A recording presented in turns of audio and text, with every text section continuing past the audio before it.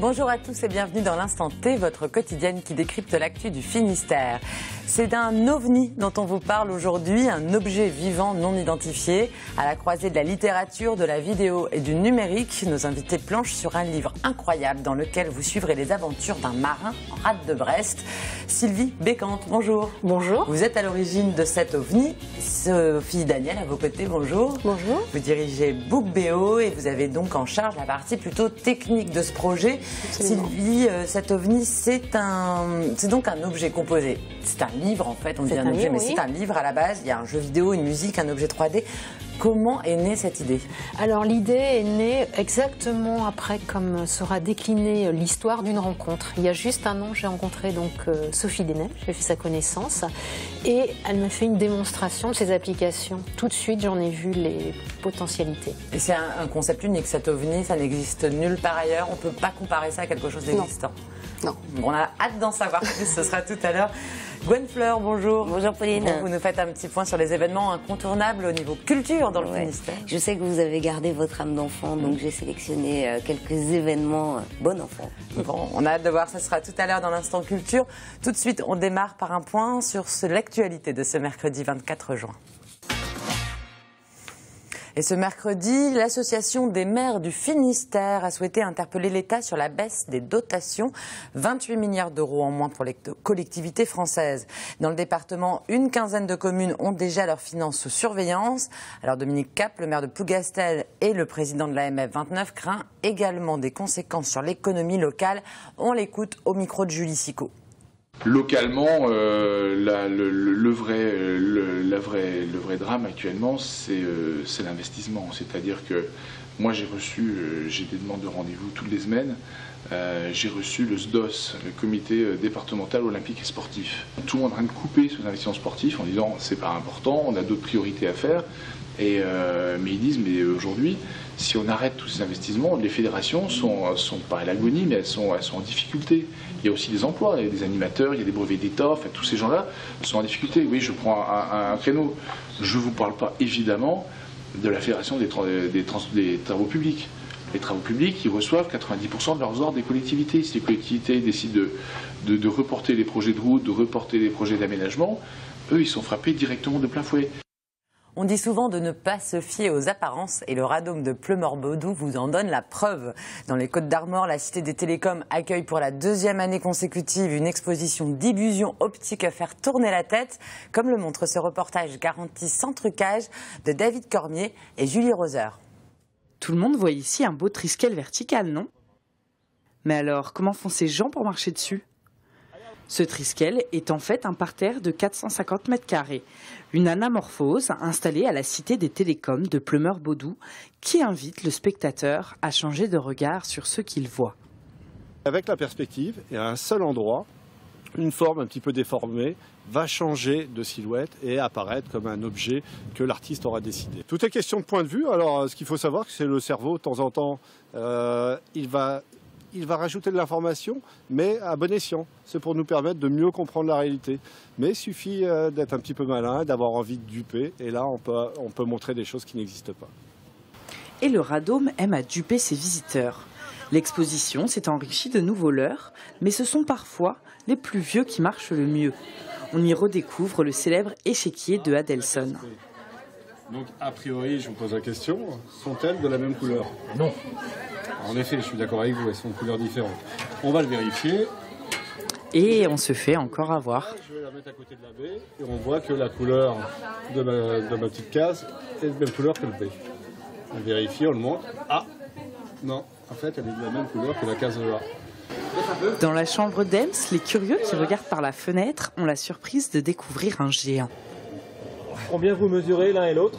Moi 1m83. Moi je mesure 32 cm. Non, je mesure 1m75. Mais attention, les rôles peuvent s'inverser. Vous préférez comme ça? Moi j'aime autant comme ça. Oh, il aime bien, ouais. C'est bien menaçant. C'est pas une véritable chambre, hein. Elle est particulière quand on rentre à l'intérieur. C'est-à-dire il y a une pente et il y a une partie qui est plus profonde que l'autre. Simplement, avec le décor environnant et également le cerveau qui joue encore une fois des tours, le cerveau interprète cette chambre comme une chambre classique. Certaines illusions ne demandent pas beaucoup de matériel. elle pourrait donner des idées pour de prochaines surprises. Alors Sophie et Sylvie, vous qui êtes fans de réalité augmentée, ce type d'exposition, ça vous branche? Tout à fait. Ouais. Ça vous inspire en tout cas. Tout à fait, oui. On est exactement dans l'esprit de l'OVNI. Ouais, la même philosophie. Le Tour de France fait son retour en Bretagne cette année. Parmi les étapes bretonnes, le Tour partira de Rennes le 11 juillet pour arriver à Mur-de-Bretagne. Ce mercredi, les organisateurs et les agents du conseil départemental d'Ille-et-Vilaine vérifiaient le parcours à vélo. Julie Lostis et Willy Moncoiffé de TVR35 les ont suivis. 9h15, ce matin, à la préfecture d'Ille-et-Vilaine, le départ est donné pour l'une des étapes brétiliennes du Tour de France. Au guidon de leur vélo, ce sont des agents de maintenance des routes du département. L'objectif de ce parcours, un peu moins de 3 semaines avant le passage des vrais coureurs, vérifier la qualité des routes. Il y a certaines anomalies de chaussée qu'on ne voit qu'en vélo. On a beau passer plusieurs fois en voiture, on roule à 80, même à 60, on ne voit pas.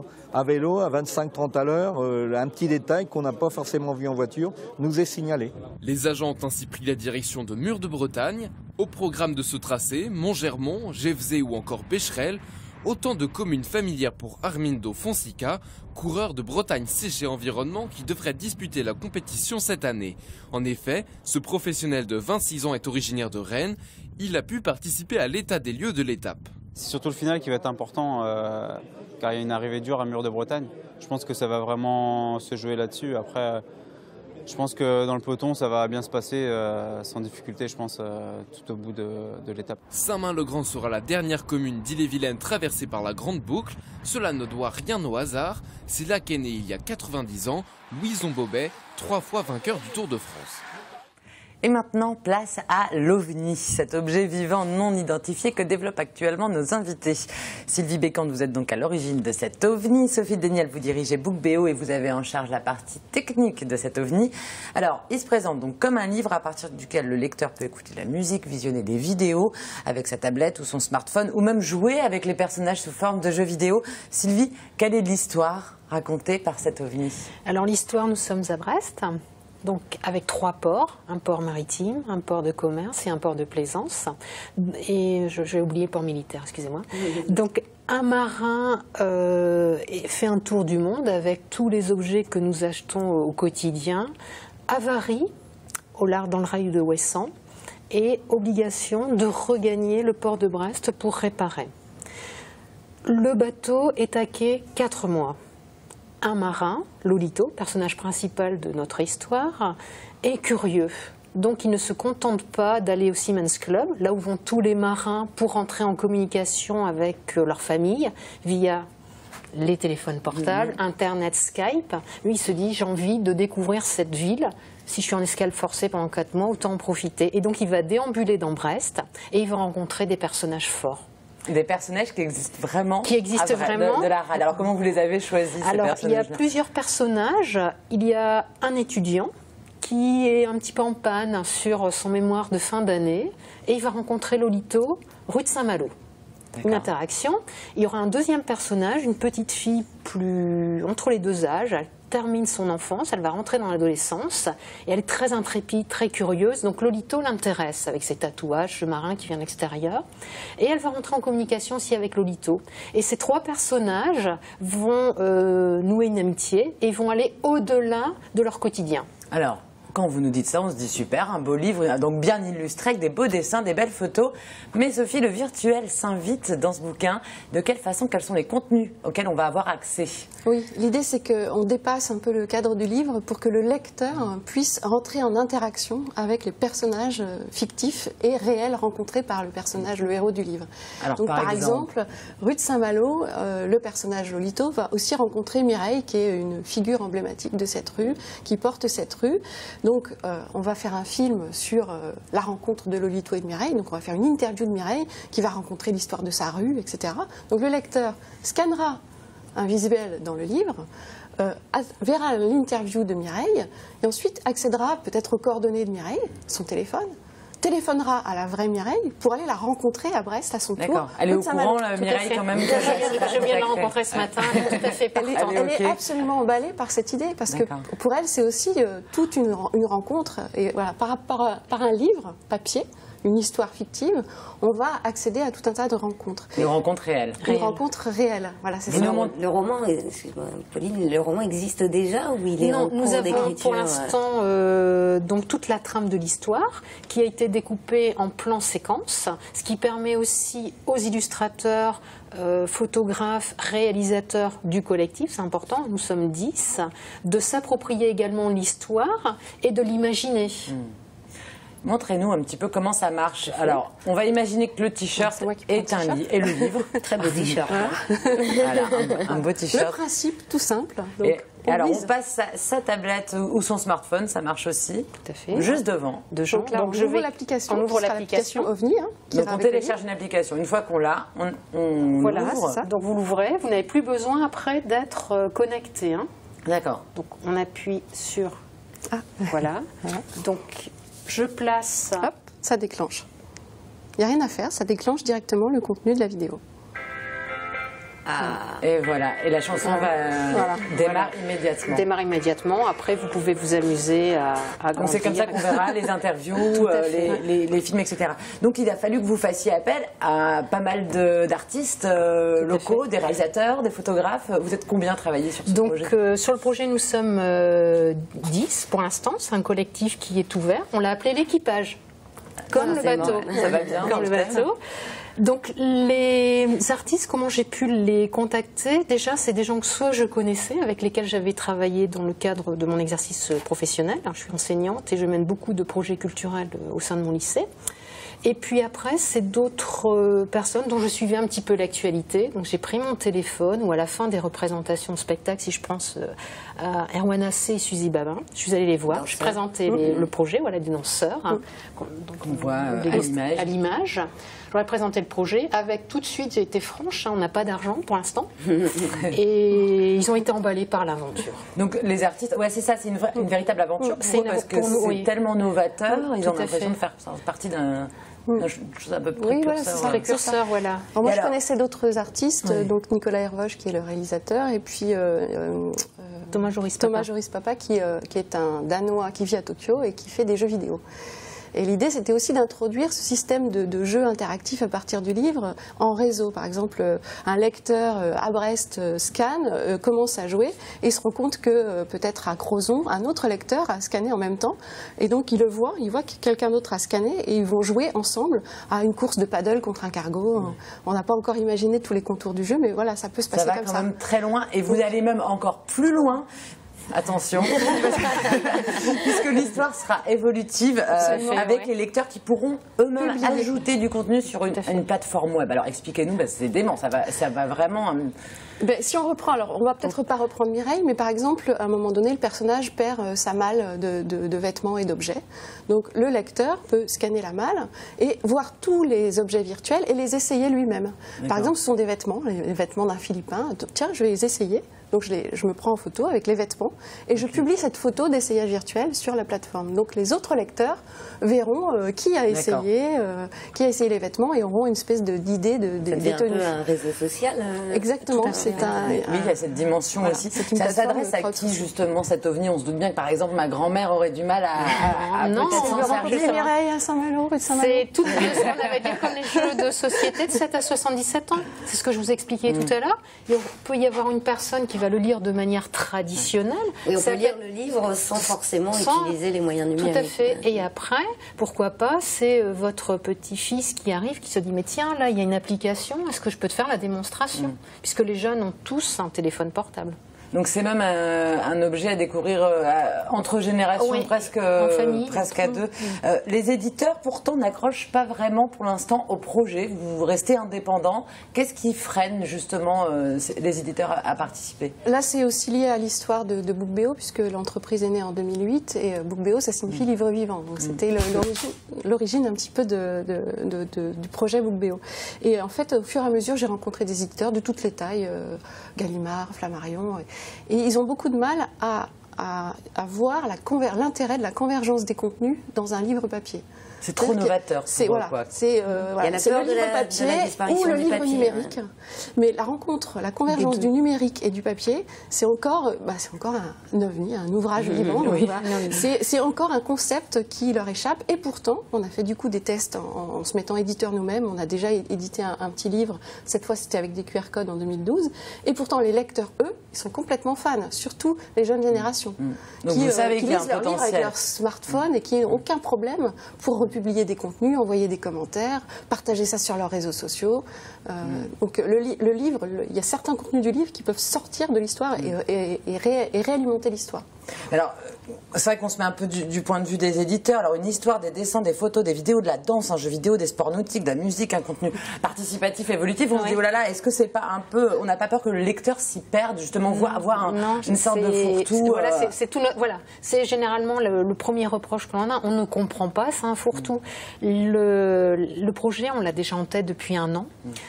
J'ai trouvé un collectif d'artistes, ça a été très facile. Ce qui a été difficile, et on a été un petit peu en rade, si on fait un jeu de mots, poteau noir de 6 mois, je ne trouvais pas d'auteur. Parce que les auteurs, ça a été difficile. Les auteurs, souvent, sont des personnes qui travaillent de manière un peu individuelle. Là, il faut se mettre en danger, aller dans un collectif. On n'a pas de garde-fou pour l'instant, et c'est volontaire. Mais progressivement, on va rétrécir notre champ. Et qui nous donne le canevas ou le fil conducteur, c'est l'écrivain. Et c'est un auteur brestois? Non, c'est un auteur qui vient de Paris. Et pour nous, ça a aussi un atout. Parce qu'elle est exactement dans la transposition de notre personnage, Lolito. Il se dit, j'arrive à Brest, qu'est-ce que je peux découvrir à Brest et sortir un petit peu des clichés. Donc Cécile Huguenin, qui a déjà publié 2 ouvrages, dont le dernier, La saison des mangues, est venue déjà 2 fois sur Brest et on l'a... elle est venue avec des yeux de... Et alors, j'imagine, elle travaille aussi en proximité avec les artistes. Comment ça se passe dans son écriture? Elle est obligée aussi d'écrire en fonction de ce qui peut se faire visuellement, virtuellement. Comment ça se passe? On est en interaction, je dirais, presque quotidienne et permanente. Oui, on travaille beaucoup. Alors, il y a des choses qui pourront évoluer aussi, parce que, par exemple, d'une page à l'autre, vous pourrez refaire des rebonds pour expliquer certains concepts qu'on n'aura pas forcément vus à la première lecture, vous voyez. Donc, et c'est vrai que Cécile était formidable. Très ouverte. Quand on a rencontré, on a fait des réunions avec tous les artistes. Et c'est quelqu'un qui a dit, mais moi, je vais faire interagir tous ces nouveaux médias dans l'histoire pour que ça prenne encore plus de sens, mais pas du tout pour que ça soit compliqué à comprendre. Et non, le fil conducteur, c'est vraiment l'histoire. C'est l'histoire. En tous les cas, vous avez besoin d'argent pour réaliser ce projet de manière indépendante. En tous les cas, pour le financement, vous invitez les gens à préacheter les ovnis, donc ces livres. Ça se passe sur le site gweneg.bzh. Ça coûte combien la réalisation d'un tel ouvrage? Alors là, l'idée, c'est de faire un livre, plus une application, plus une plateforme de contenu web. Donc, vous voyez, vous avez un petit peu... Donc, on s'est un peu donné l'objectif, là, de rassembler 15 000 euros, c'est-à-dire 500 préachats de 30 euros. D'accord. Et ensuite, une fois qu'on aura ce livre existant, on pourra aller chercher d'autres ressources, d'autres moyens pour financer les ça contenus va se faire plus petit complexes. Mais il faut que l'objet existe et avec tout son potentiel de convergence. Et quand va-t-il exister? Alors, on aimerait le sortir pour Noël. Oui, ce qui fait que vous pouvez préacheter le livre du futur, cadeau original pour Noël. Le livre du futur. Merci beaucoup à toutes les deux. En tous les cas, tout de suite, on passe à l'instant culture. Et Gwenaëlle, avant de prendre le chemin des festivals à partir de la semaine prochaine, quelques rendez-vous culturels encore cette semaine. Alors Pauline, si vous n'avez pas réservé votre place, vous ne pourrez pas aller applaudir Alain Souchon et Laurent Voulzy. Oui, le concert programmé ce samedi 27 juin à l'Arena à Brest, affiche complet.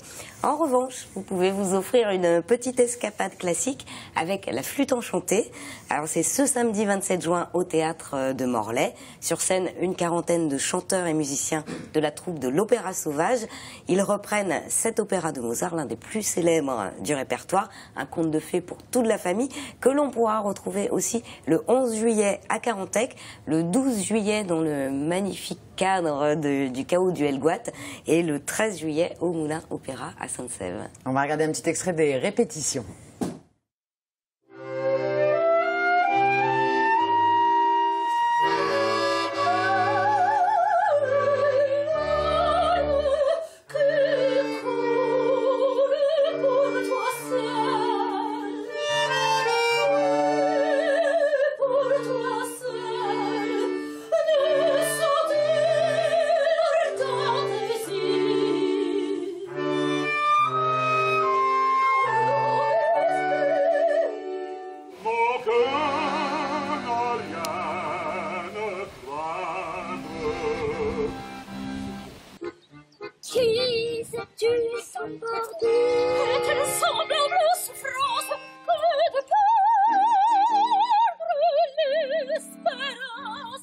Et on change de registre musical avec les rencontres de Ménezmer. Oui, ça se passe dimanche 28 juin à Anvec.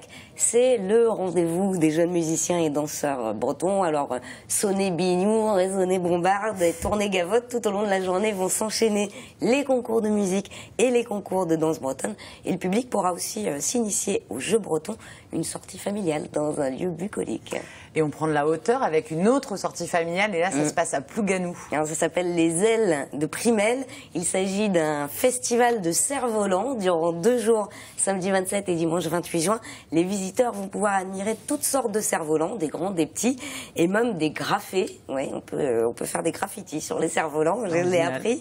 Alors au programme également, et ça va vous plaire Pauline, des démonstrations, des combats de cerfs-volants, des largages de bonbons, ou encore des baptêmes de l'air pour les doudous. Donc on va prier pour qu'ils ne soient pas perdus, parce que je pense que ça va faire autrement des malheureux. En tout cas, voilà, c'est une vraie sortie familiale et en plus c'est gratuit. On va regarder un petit extrait en musique.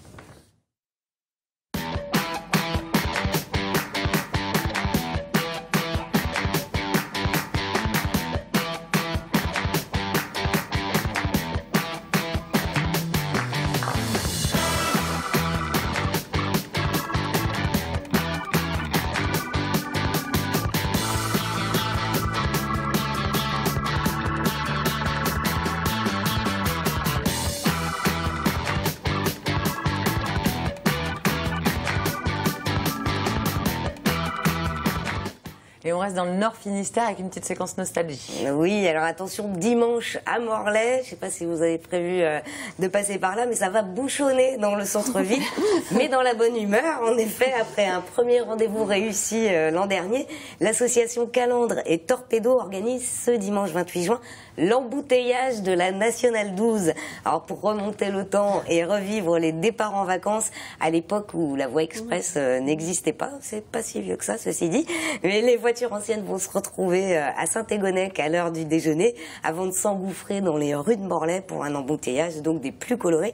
Ça va klaxonner joyeusement. Ouais. Et après les voitures, les motos, Gwen. Avec le pardon des motards Penarbed, alors plus de 1500 motards de tout le Finistère sont attendus dimanche 28 juin à Camaret. Alors pourquoi Camaret, me direz-vous? Pourquoi Camaret? Merci Pauline. Alors car la chapelle de Notre-Dame de Rocamadour, où se tient donc ce pardon, abrite la statue de Saint Colomban, qui n'est autre que le saint patron des motards, logique. Ah, voilà, tout s'explique. Voilà. Et puis les agriculteurs de Bretagne ouvrent une nouvelle fois leurs portes au public ce week-end. Dans le Finistère, 14 exploitations accueillent les curieux dimanche 28 juin pour faire découvrir leur métier et leurs produits. Toutes les infos sont sur le site agriculteurs au pluriel-de-bretagne.fr. Et du plein champ, on passe au plein écran. Effectivement, alors Pauline, les amoureux du 7e art ne vont pas manquer la fête du cinéma. Ça commence ce dimanche 28 juin et ça se poursuit jusqu'au mercredi 1er juillet avec un ticket à 4 € la séance. Merci beaucoup Gwen. Et puis on peut ajouter à cet agenda le festival de l'humour Les Déconnades qui se tient du vendredi 26 au dimanche 28 juin à Quimper. Mais ça, on vous en parle en détail demain dans l'instant T. Tout de suite, on passe au Focus Programme.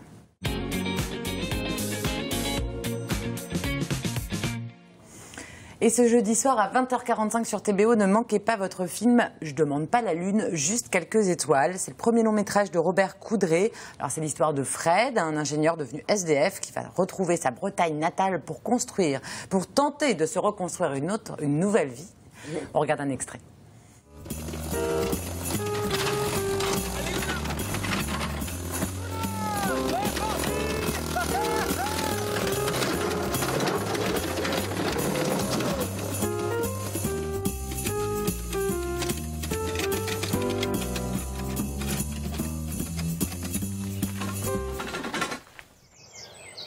Je m'étais donc mis à réfléchir, et j'avais commencé par mesurer la grandeur de mon héritage. Eh bien, ce n'était pas plus ridicule que ma vie. Tout juste un tas de ruines, sur un bout de terrain culte, et en plus au bord d'un trou. 16, 17, 18...